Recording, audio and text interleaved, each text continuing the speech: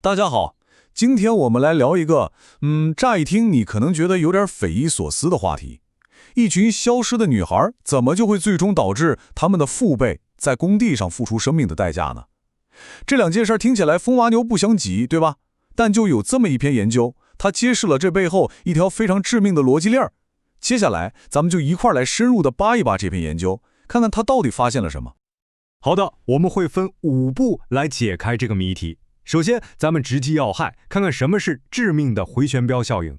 然後呢，我們會回到故事的起點，了解一下失衡的人口这個大背景。接着，我們會深入剖析這條悲劇的邏輯鏈到底是怎麼形成的。之後，咱們就像偵探一樣，在數據裡面找證據。最後，咱們再一起反思一下，這種歧視的背後，我們整個社會付出了怎樣看不見的沉重代價。好，咱們先從結論說起。第一部分，致命的回旋镖。這篇研究一上來就拋出了一個足以顛覆很多人認知的結論。我們直接來看。大家看這張圖，基本上就是整篇研究的濃縮精華了。也就發現，失蹤女孩這個現象竟然成了職場安全的隱形殺手。這背後是一條特別冷酷的3步邏輯鏈。第一，女孩少了，婚姻市場就變得異常殘酷，競爭特別激烈。第二，為了給兒子在這場戰爭裡拿到入場券，也就是房子和彩禮，父母們就陷入了一種拼命賺錢的絕望狀態，不惜去做那些最高危，當然也最高薪的工作。最致命的是第3步，那些雇主们，他們嗅到了這種絕望的氣息，利用了工人們急於成生的心態，心照不宣地把安全投入給削減了。所以你看，最終對女性的歧视，就像一把扔出去的回旋镖，飛了一大圈之後，精準的、狠狠的砸回到了那些當初可能最重男輕女的父輩們自己身上。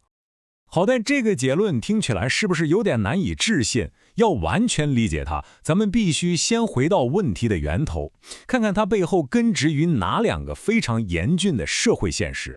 首先就是我們經常聽說的失蹤女孩問題，因為一些傳統觀念，中國的性別比例嚴重失衡。大家可以看這張人口金字塔圖，左邊藍色代表男性，右邊紅色代表女性。你看，在年輕人群裡，藍色明顯比紅色多出來一大塊，數字就更觸目驚心了。到2010年的時候，每出生100個女孩就對應着118個男孩。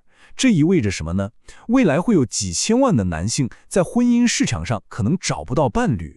這種壓力，尤其在農村，就變成了巨大的經濟負擔。那種要為兒子築巢引鳳的觀念，壓得整個家庭都喘不過氣來。第2個問題呢，是高昂的生命代價。大家看這張圖，它比較了不同國家每生產100萬噸煤炭的死亡人數。中國的工傷死亡率高得有點嚇人，但最詭異的地方在哪兒呢？按理說，經濟越發展，社會越富裕，安全保障應該越好才對。可是，在2003年到2013年這10年，中國經濟飛速增長，但41到60歲中年男性的工傷死亡率卻反常的不降反升，足足漲了12%。這就完全不合常理了，是吧？為了讓大家更直觀地感受這個差距，咱們來看一個數字：195倍。你沒聽錯，在2000年，同樣是挖煤，在中國工作的風險是美國的195倍。這是個什麼概念？過去我們總說，哎呀，監管不力之類的，但這些解釋已經完全無法說明這種天差地別的異常了。那麼謎底到底是什麼？這篇研究就從一個全新的角度，也就是婚姻競爭壓力，給出了一個讓人有點不寒而栗的解釋。那麼，為兒子找對象的壓力究竟是怎麼樣一步一步地演變成了工地上血淋淋的悲劇呢？接下來就是這篇論文最核心也是最精彩的假說了。研究者提出了一個致命的合謀。你看這張圖就非常形象，在員工這一邊，父母們面對的是一個帶血的幼兒。為了兒子的未來，他們明知山有虎，偏向虎山行，主動選擇了高危工作來換取那份所謂的風險溢價。而在雇主那一邊呢，企業在進行一場非常冷酷的博弈。他們發現這些勞動力為了高薪可以犧牲安全，議價能力非常低，於是就順水推舟，把安全培訓、設備維護這些都給砍了，把本該用來保障生命的錢變成了自己的利潤。我們再來捋一遍這個悲劇的邏輯閉環。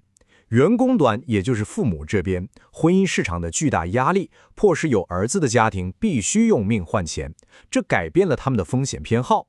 而在雇主端，企業很敏銳地捕捉到了工人的這種心態，所以他們的策略也跟着調整，用降低安全標準來換取更低的成本。這就好像一個願打一個願挨的死亡遊戲，而最終的賭注是生命。當然了，光有大膽的假說還不行，對吧？科學講究的是證據。那接下來咱們就化身數據偵探，看看研究者們是怎麼在海量的信息裡面找到支持這個假說的鐵證的。他們用了好幾個國家級的大型數據庫，什麼疾控監測系統、殘疾人抽樣調查等等。這是第一個關鍵發現。大家看這張散點圖，橫軸是年輕一代的性別比，縱軸是他們父輩的工傷致殘率。我們可以很清晰地看到一條向右上傾斜的趨勢線。翻譯過來就是性別比越失衡，女孩越稀缺的地方，父親們在工作中受傷致殘的概率就越高。研究量化之後發現，在排除了經濟發展水平這些因素的影響之後，性別比每失衡10個點，父親們的工傷致殘率就會上升驚人的12.54%。第二個證據，說實話更加令人毛骨悚然。這張圖簡直是天才般的展示。黑色的實線是過去的出生性別比趨勢，而紅色的虛線是20年後的工作相關死亡率趨勢。大家仔細看，這兩條曲線的起伏波動幾乎是完美重合的，這就強烈地暗示着一種宿命般的聯繫。20年前，一個地區出生的男孩越多，就好像預演了20年後，這裡的父親們將面臨更高的死亡風險。宏觀數據看到了強關聯，那麼微觀家庭的行為是不是也印證了這一點呢？答案是肯定的。研究人員深入到家庭層面，對比了只有兒子的家庭和只有女兒的家庭，結果可以說是涇渭分明。只有兒子的家庭，父親外出打工的概率要顯著高得多，而且他們選擇的職業也更集中在礦工、建築工這種高危行業，動機非常明顯，就是為兒子賺錢娶媳婦兒。而相比之下，只有女兒的家庭就沒這種緊迫的壓力，他們的職業選擇也更傾向於規避風險。好了，所有的證據都指向了同一個，讓人不太舒服的結論。现在，讓我們進入最後一部分，一起來看看這種看似只是針對女性的歧視，最終讓我們整個社會付出了怎樣沉重而又無形的代價。這篇論文用了一個無比貼切的比喻——迴旋鏢效應。最初，性別歧視這把武器被扔向了那些還沒出生的女孩，但這把迴旋鏢並沒有消失，它在空中劃過一道長達20年的弧線，通過婚姻競爭這個加速器，最終狠狠地加倍地擊中了當初扔出它的父輩們。在這個悲劇裡，形成了一種致命的合力。父母的主動冒險是背後的推力，而雇主的安全削減是前方的拉力。這一推一拉，共同將這些工人推向了深淵。所以這項研究給我們最重要的一個啟示，都濃縮在了這句話裡：歧視不僅是不道德的，它在經濟上也是致命的。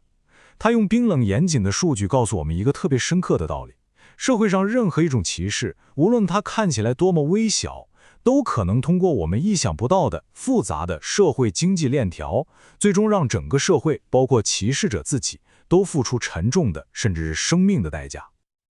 当然，一項偉大的研究不僅在於它回答了什麼，更在於它提出了什麼新問題，對吧？比如這種巨大的婚姻市場壓力，除了影響職場安全，是不是還扭曲了儲蓄率、創業行為，甚至是犯罪率？而且我們在地圖上看到，其他同樣存在性別失衡問題的國家，比如印度、越南，是不是也在上演着類似的悲劇？這些問題研究沒有給出答案，但他們留給了我們每一個人去繼續觀察和思考。